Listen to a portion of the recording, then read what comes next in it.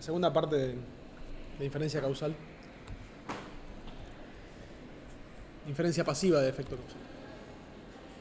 Algunos casos especiales que no podríamos resolver con el criterio backdoor. En este caso,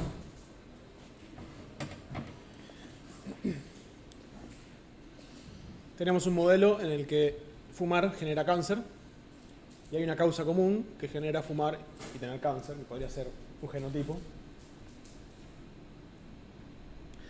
Y en este caso no podríamos directamente aplicar el criterio backdoor porque si esta variable no es observable, en el caso de que no sea observable, no podríamos calcular la distribución de probabilidad. No tendríamos una muestra con esta variable, no podríamos controlar por esa variable y no podríamos determinar el efecto causal. Pero probablemente haya otras variables que están como en el camino delantero, como por ejemplo depósitos en pulmones. En realidad la causa del cáncer es los depósitos en pulmones y fumar genera depósitos en pulmones.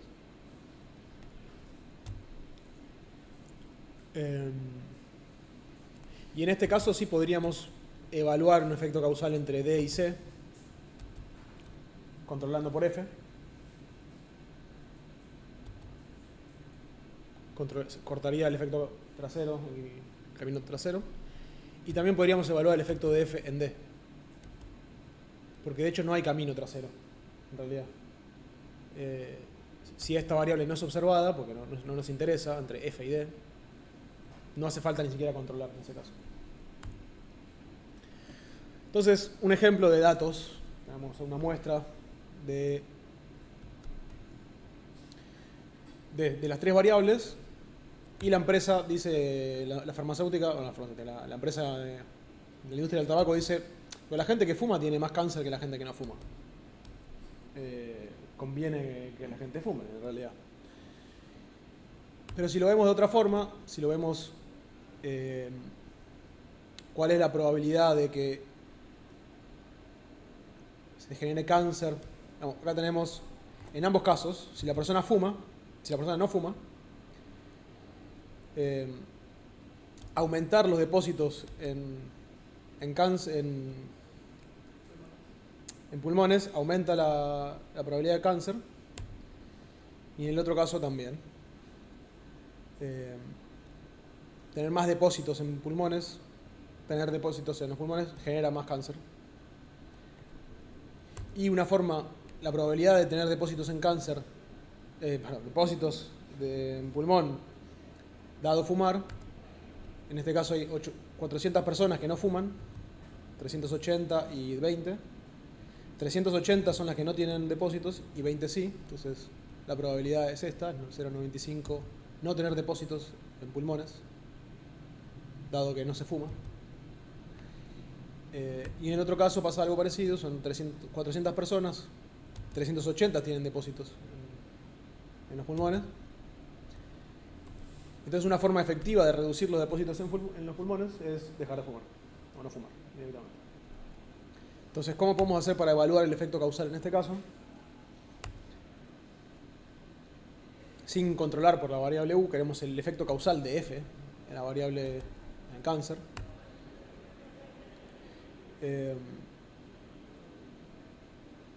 Lo que les decía recién, el efecto causal de fumar en los depósitos se puede calcular. Y no hace falta ni siquiera controlar por nada porque no hay flujo trasero. Esta variable es un collider que no está observada en esta distribución de probabilidad, así que no hace falta controlar y el backdoor directamente es... el efecto causal es directamente condicionado por la variable. No hay flujo trasero, entonces directamente es esto. No hay variable de control acá, no hay que integrar por las variables de control, que es lo que hacemos con backdoor. Y en el otro caso, el efecto causal del depósito en pulmones en cáncer también se puede evaluar controlando por F, que cierra el flujo trasero. Entonces aplicamos backdoor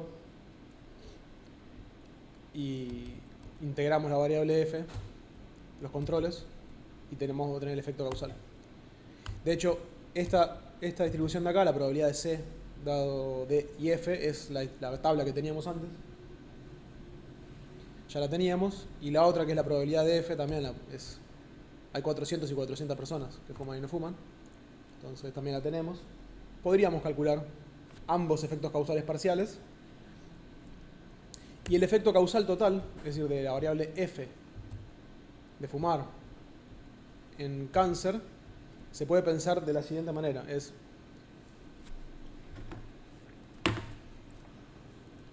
Primero tenemos el efecto causal de esta variable y después la probabilidad de que ocurra de los depósitos. Acá.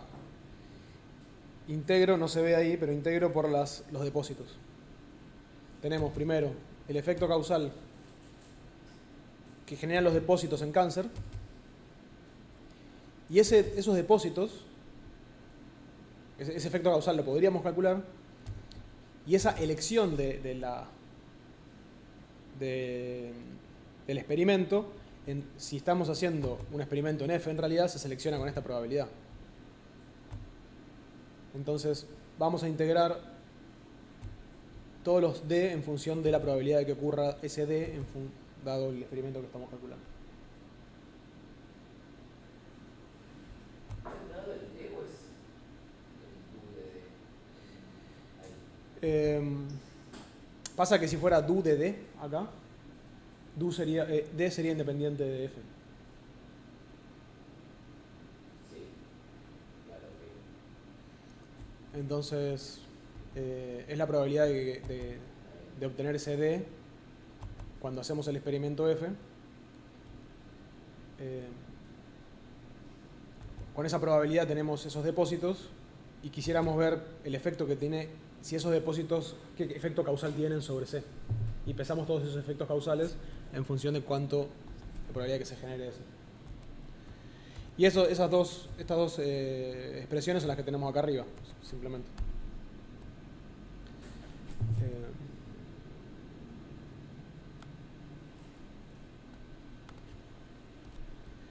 Fíjense que acá estamos evaluando el efecto causal de F en C.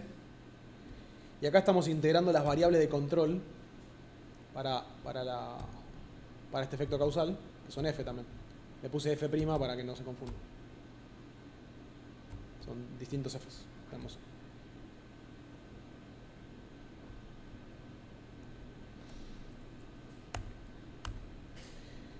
Esto se conoce como el front door criterion. Antes habíamos visto el back door. Sería el front door.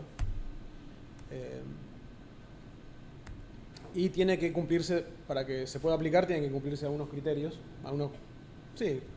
condiciones. Está el conjunto de variables mediadoras.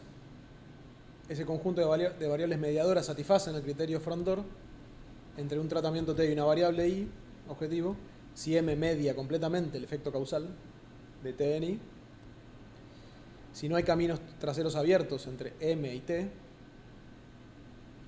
y todos los caminos traseros entre M e I están bloqueados por T. Rápidamente esto no se va a cumplir. Por ejemplo, agregamos más variables, ya no se cumple. ¿Por qué no se cumple? Ya no se cumple esto de acá. Todos los caminos traseros entre M e I están bloqueados por T. Bueno, no. T está acá.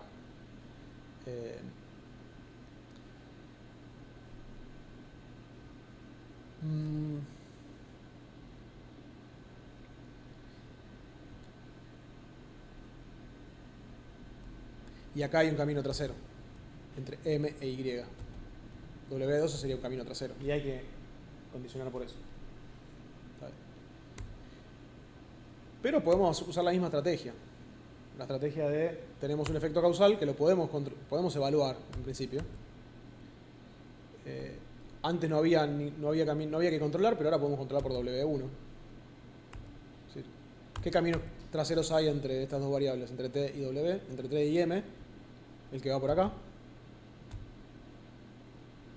por esta W, o el que va por U. Pero como esto es un collider que no se observa, va a estar cerrado, así que solamente controlamos por esto y podemos evaluar el efecto causal. Integrando todos los controles con el backdoor. Y después podemos también evaluar el efecto causal de I, de M en I. Bueno, si conseguimos los controles. Hay tres caminos traseros. El que pasa por M, W2 e Y, el que está acá abajo. Va a haber que controlar por W2. El camino que pasa por este de acá atrás. Si solamente podemos controlar por T, porque uno la podemos observar, hay que controlar por T. Pero si controlamos por T, vamos a estar abriendo el flujo trasero acá. Este porque es un collider. Entonces va a haber que agregar otra variable más. Tenemos que agregar también W1, sí o sí. Así que hay que agregar esas tres variables. Y son variables de control, que cierran todos los flujos traseros. Podemos calcular el efecto causal aplicando el front door. Y después la misma estrategia de antes del front door criterion, que es un efecto causal y lo vamos ponderando por la probabilidad de que ocurra esa supuesta intervención. Hay muchos otros casos que son como raros, pero hay un criterio que es general, que llaman el do calculus, que permite determinar cuál es la ecuación que necesitamos usar para calcular un efecto causal entre un tratamiento, un conjunto de tratamientos incluso, y un conjunto de variables objetivos dadas unas ciertas covariables Q, siempre que sea identificable. Y solamente tiene tres elementos que son como las transformaciones que hay que ir haciéndole a las distribuciones de probabilidad para transformarlas en otras cosas y llegar a algo que se pueda calcular con la distribución observable. Lo primero es, ya lo vimos en realidad, lo vimos en el caso simple, que es de separación. Una regla que es, podemos ignorar variables. Si la variable b corta es independiente de x, dado unas ciertas variables de control, entonces podemos tacharla directamente. X está deseparado de b corta, entonces podemos tacharla. Son independientes. El criterio general lo que dice es, no importa si hay una variable que está siendo intervenida. Si es un grafo distinto. Un grafo donde Z está siendo intervenido. Bueno, en ese grafo podemos hacer lo mismo. Es un deseparation en ese grafo. Sigue siendo deseparación. Con que haya una variable intervenida o no, da lo mismo. Es deseparación. Así que bueno, lo dejo así como más simple en este caso. Lo otro es, ya también, ver una intervención como una observación. Esto que lo hicimos en el backdoor, que teníamos. En un momento teníamos el do de X, o do del tratamiento, las variables de control, y dijimos, bueno, como las variables de control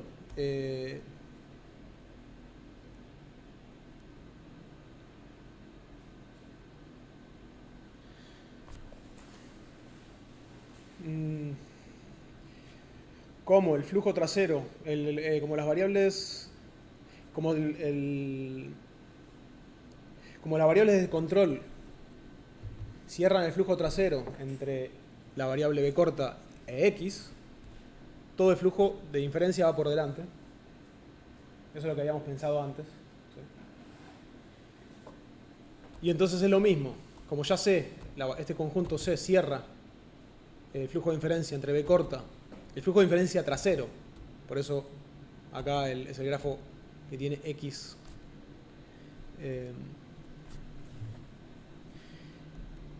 X que tiene cortadas las variables, las flechas de abajo de X. Esa notación quiere decir que todas las flechas que salen de X están cortadas. Entonces son independientes en el sentido de que son independientes por los flujos traseros, ¿sí? Dado estas variables de control. Si eso pasa, entonces es lo mismo. Ya está cortando el flujo de inferencia trasero. Entonces ya es independiente. Y le puedo volver a agregar las flechas que entran a X. No pasa nada, puedo pensarlo como una observación. Esto es algo que habíamos hecho cuando discutimos el criterio backdoor. Que en un momento había dos do's y lo sacamos. Entonces sería básicamente la misma idea. Lo mismo pasa que si es una distribución que tiene una variable hay otra variable que está siendo intervenida, no pasa nada, es una variable que está siendo intervenida, punto. Y se expresa con esto, esa variable está siendo intervenida. Es decir, sobre esa z hay una barra arriba, significa que están cortadas todas las flechas que entran a z. Es otro grafo distinto. También vale ese criterio. Esa independencia. No afecta en nada, entonces lo dejamos así como está. Y por último, es la otra parte del criterio backdoor, que tenía dos partes, el criterio backdoor, que le sacamos los do's. El otro es cuando teníamos la probabilidad de los controles dado el do del tratamiento. Decíamos, bueno, esos controles son son ascendentes de la variable x. Entonces, de hecho, x, la intervención en x no afecta a esas variables, porque están arriba. Entonces decimos, bueno, como no afecta a esas variables, como son independientes, entonces puedo sacarlo. Y por eso en el front door, en el backdoor, lo sacábamos encima del do por eso. Lo mismo que antes. Acá hay una cosa que es especial, que si agregamos hay unas variables b corta que no tienen nada que ver a todo esto. Hay que tener cuidado porque se puede abrir el flujo de inferencia entre unas variables que están arriba, porque esas b puede introducir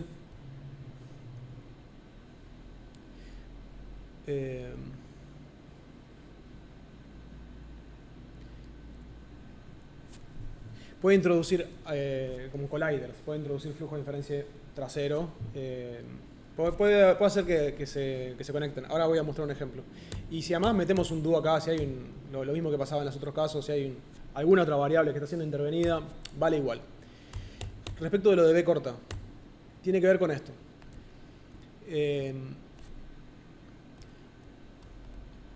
Tenemos el grafo original es que Q causa T. Ese es el grafo original. ¿Sí? Acá como estamos interviniendo la variable T, entonces cortamos las causas sobre T y no hay una relación entre ellas. Y tuvimos que agarrar la variable Q como variable de control para cortar el flujo de inferencia.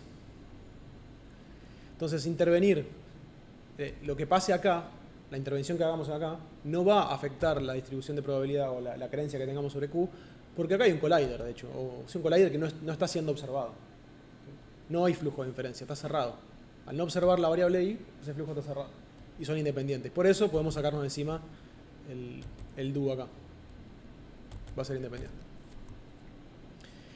El problema es que si agregamos una variable, en este caso Y, que no forma parte de los ascendentes, sino que está en los descendentes de la variable T, si esa variable es un collider, abrió el flujo de inferencia y ahora ya no vale esa independencia. Entonces tiene que ver con eso, esta notación extraña de que solamente vale para las intervenciones que no son ancestros de B corta, porque B corta puede ser collider. Tiene que ver con eso.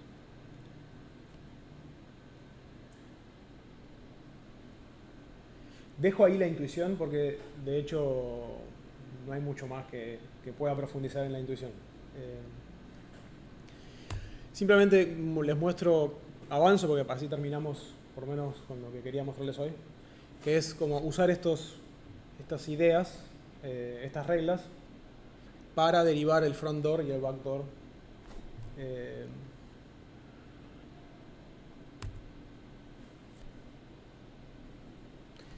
El front door, básicamente. Que el front door queremos el efecto causal entre T y la variable Y, pero no podemos controlar por la variable U, entonces, ¿qué podemos hacer? Entonces, bueno, por definición podríamos hacer esto. Es la conjunta, si la marginalizamos tenemos una marginal, eso es lo obvio.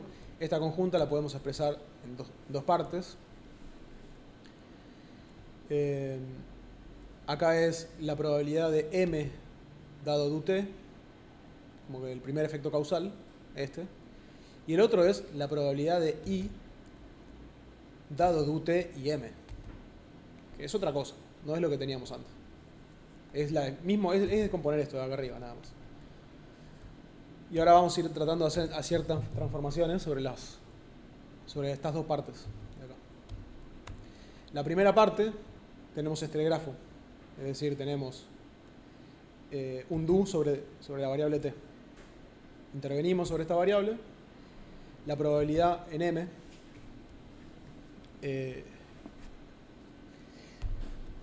acá es donde justamente, como no hay camino trasero entre la variable t y la variable m, porque acá hay un collider que no es observado, entonces la variable de control directamente no hay ninguna variable de control y podemos estimar ese efecto causal directamente observando la variable t, porque todos los flujos son delanteros, entonces es lo mismo.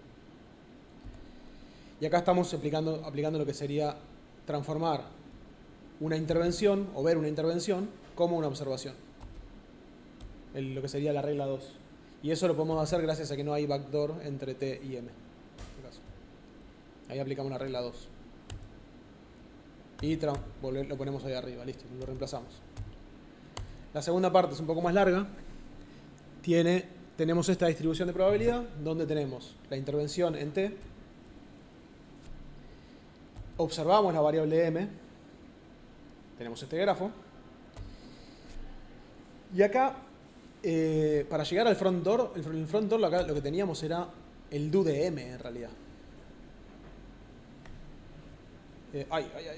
Teníamos el do de m, entonces queremos transformar este m en un do de m. Este es el grafo, donde hay un do de m. Ahora m, estamos haciendo un experimento en m, estamos haciendo un experimento en t. Y esta intervención sobre m la podemos pensar como una observación, porque también no hay flujo de inferencia, no hay backdoor entre m e y, dado este caso. Así, acá lo consideramos como una observación y no hay flujo de inferencia trasero, así que podemos hacer esta transformación. Que es el paso 2, la regla 2. Después, fíjense que este do t en realidad es independiente de todas las otras cosas. De hecho, podríamos no considerar lo que voy a hacer acá es aplicar la regla 3, que es ignorar una intervención. Esto que es una intervención, que está en el condicional, simplemente no observarlo y decir, bueno, es algo que ocurre. De esta distribución de probabilidad lo podemos, digamos, son iguales la distribución de probabilidad que hay acá. O ponemos esta igualdad, vale. Sí. El do no afecta a la variable y, de hecho, está solo acá. Está aislado.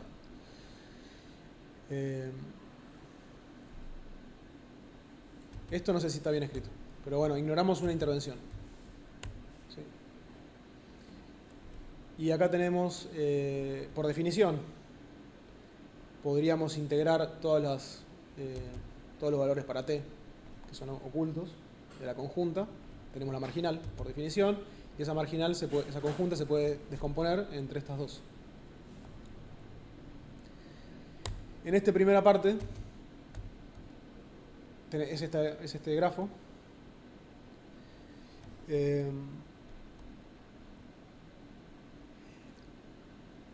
Acá, de hecho, el t funcionaría como variable de control para el experimento m, para la variable m.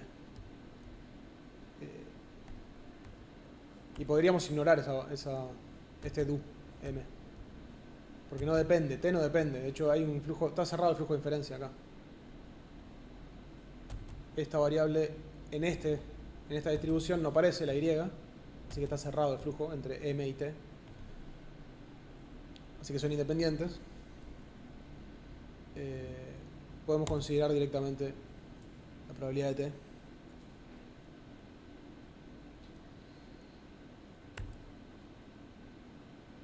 Y en este caso,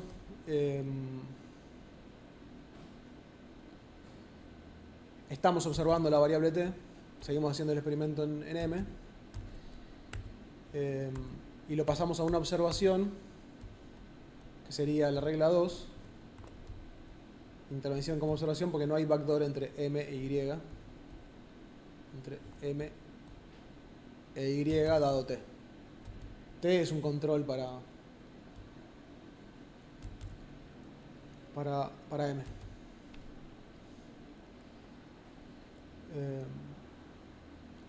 Y listo, ya tenemos lo que estábamos derivando acá es dos casos especiales del backdoor, este y este, y en particular esto que estaba acá arriba vale, que es esto que está acá, creo que teníamos antes, y teníamos el front door ahí. Bueno, se acabó la clase. Ya son las 17. Nada, les iba a comentar un poquito de uno que se llama Inverse Probability Whitening. Que si lo comento muy por arriba, que cuando tenemos esto, cuando hacemos calculamos la probabilidad de I dado una intervención y controlamos por ciertas variables, tenemos el backdoor criterion, multiplicamos por 1, que es la probabilidad de X dado los controles, lo ponemos ahí adentro y lo que termina siendo es la conjunta de I, X y los controles, pero dividido esto que está acá abajo, que le llaman el propensity score. Fíjense que el K acá es lo que se está moviendo. Se está moviendo la variable que está acá atrás, en realidad, en este caso. Entonces, ni siquiera es una distribución de probabilidad. Va a cambiar en función dependiendo de cada K. El ejemplo del estado inicial, el estado final y el tratamiento, que no encontraba, porque lo perdí antes, lo puse acá de vuelta. Vamos a tener, el propensity score va a ser justamente, porque controlamos por la variable E al tratamiento, y este es el propensity score. La conjunta, calculamos la conjunta de las que teníamos, de las distribuciones de probabilidad, tenemos eso. Si queremos calcular la condicional, es la primera parte de la conjunta y lo vamos a tener que integrar, es calcular el posterior, básicamente. Siempre dividimos por la probabilidad de T, igual a 1 en este caso. Pero si es un propensity score, en este caso tenemos la conjunta, que es esta que está acá, los primeros tres valores son los mismos, tenemos que dividir por otra cosa, que es el propensity score que está acá. Lo que divide en el teorema de Bayes es constante, siempre vale lo mismo, siempre vale en este caso 0,26. Y normalizamos y vale 1 esto. Pero el propensity score depende de cuál sea el valor de el estado, la variable de control, o eso que afecta a la elección del tratamiento, que en este caso es el estado inicial. Entonces, cuando hagamos la división, en algunos casos multiplica por 0,83 y en algunos casos por 0,34. Y entonces tenemos, va también a integrar 1, pero es como que renormaliza las poblaciones para que puedan ser interpretadas como aleatorias. Esto sirve porque a veces es más, se puede calcular el propensity score en casos donde hay muchas combinaciones de valores de los controles, pero tenemos una muestra muy chiquita, se puede calcular el propensity score en una muestra chiquita, aunque tenga muchos valores posibles, y por eso se usa. Y eso, después ya está, terminamos acá.